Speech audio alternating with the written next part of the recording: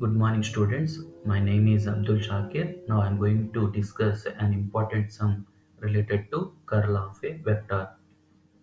Find the constant ABC so that given f bar is irrotational. Also find phi. Phi is the scalar potential function. Given f bar, first we will find curl f bar is the determinant which contains the first two rows as ijk's, dou by dou x, dou by dou y, dou by dou z, partial derivatives with respect to x by z. And last row is the quotients of ijk in given vector point function. Now computing the determinant as usual by the 3 by 3 matrices. Now since f bar is rotational, we will have curl f bar is a 0 bar. 0 bar means a null vector, 0 I plus 0 j plus 0 k.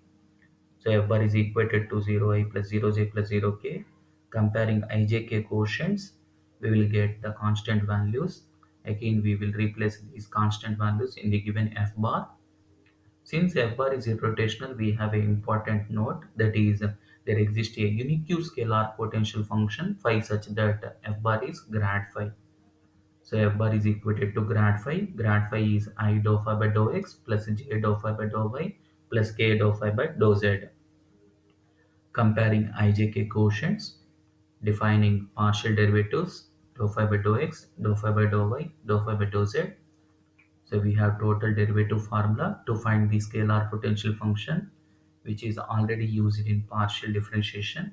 That is d phi is dou phi by dou x into dx plus dou phi by dou y into dy plus dou phi by dou z into dz.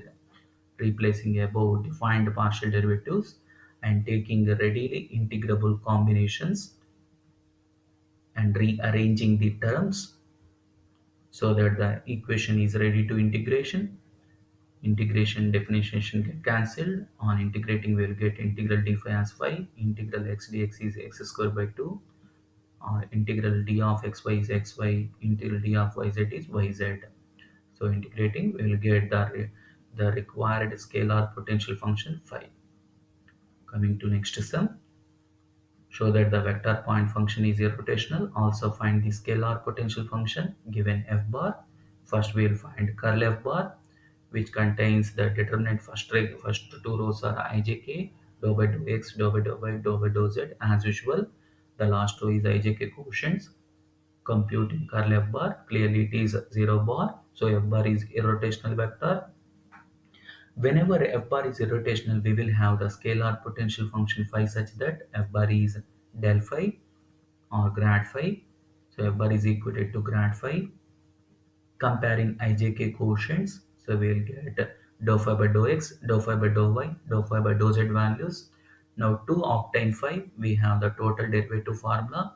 D phi is dou phi by dou x into dx plus dou phi by dou y into dy plus dou phi by dou z into dz. Replacing above values. Now rearranging the terms so that we can have readily integrable combinations.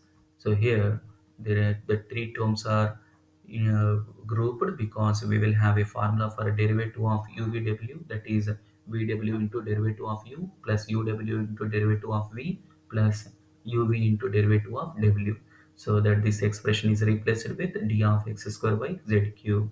Now the terms are ready to integrate. Now the equation is ready to integrate. Now integrating on both sides, integration differentiation get cancelled. So here integral 6 z cube is 6 into z power 4 by 4. So this is the required scalar potential function. So simple process. Just we have to prove that curl f bar is 0 bar, and we will have a f bar equal to del phi relation.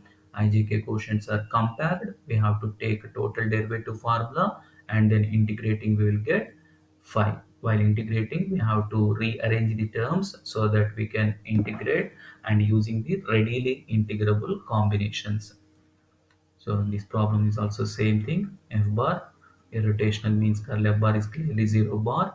Whenever f bar is irrotational, there exists a phi such that f bar equal to del phi. Partial derivatives are defined. Use a total derivative formula and rearranging the terms. Derivative of xyz is yz dx, z minus zx dy minus xy dz minus ez taking out. Now the equation is ready to integrate. We will get phi. Phi is the required scalar potential function.